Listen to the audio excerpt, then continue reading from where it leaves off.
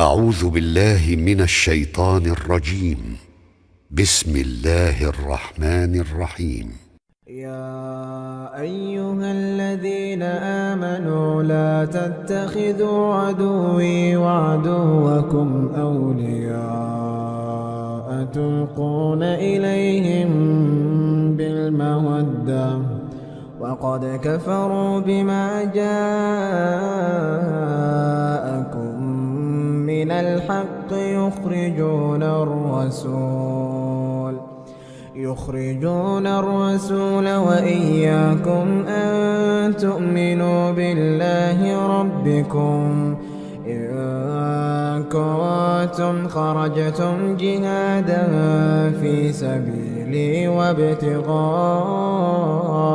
مرضاتي تسرون إليهم بالمودة وأنا أعلم بما أخفيتم وما أعلنتم ومن يفعله منكم فقد ضل سواء السبيل إن يثقفوكم يكونوا لكم أعداء ويبسطوا إليكم أيديهم وألسنتهم بالسوء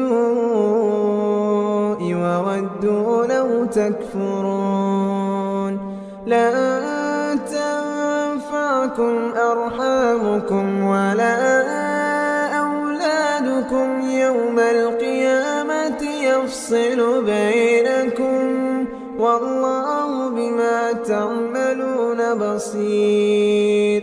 قد كانت لكم أسوة حسنة في إبراهيم والذين معه إذ قالوا لقومهم إنا براء منكم ومما تعبدون من دون الله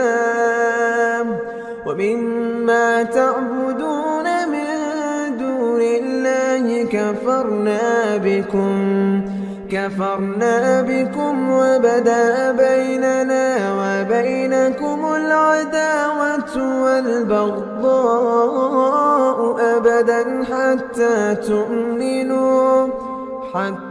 تؤمنوا بالله وحده إلا قول إبراهيم لأبيه لأستغفرن لك وما أملك لك من الله من شيء ربنا عليك توكلنا وإليك أنبنا وإليك المصير ربنا لا تجعلنا فتنة للذين كفروا واغفر لنا ربنا إنك أنت العزيز الحكيم. لقد كان لكم فيهم أسوة حسنة لمن كان يرجو الله واليوم الآخر ومن يتول فإن الله هو الغني الحميد. عسى الله أن يجعل بينكم وبين الذين عاديتم منهم مودة والله قدير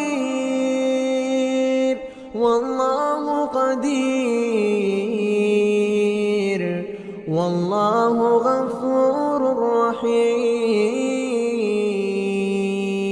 لا ينهاكم الله عن الذين لم يقاتلوكم في الدين ولم يخرجوكم من دياركم أن تبروهم وتقسطوا إليهم إن الله الله يحب المقسطين. إنما ينهاكم الله عن الذين قاتلوكم في الدين وأخرجوكم من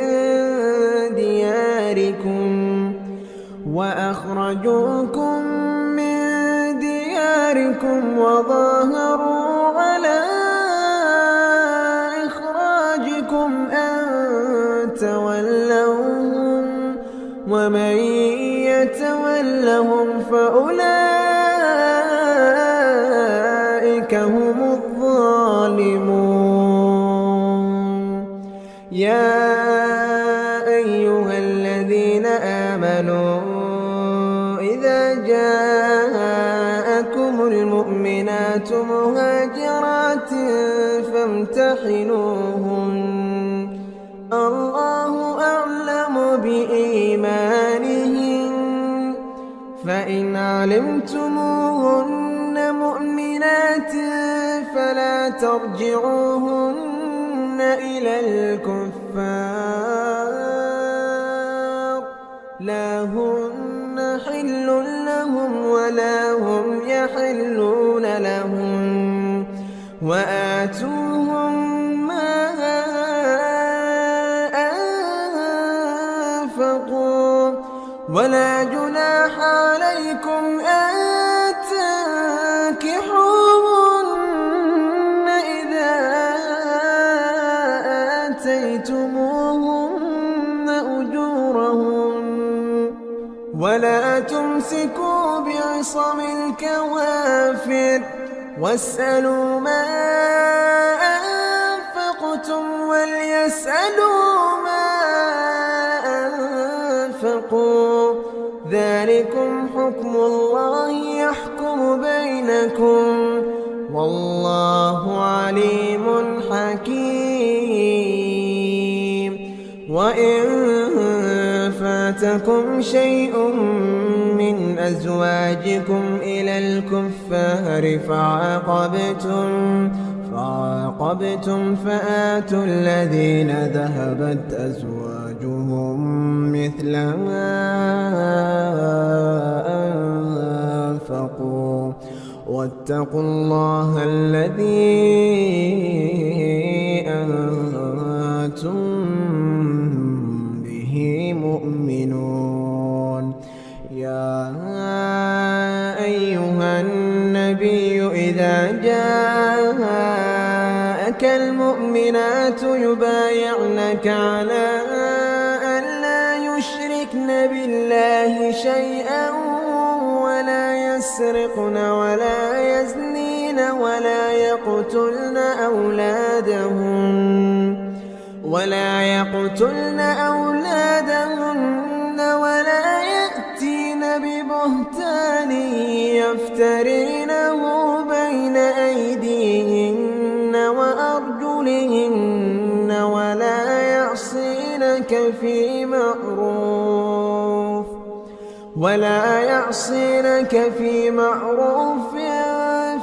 فبايعهن واستغفر لهن الله،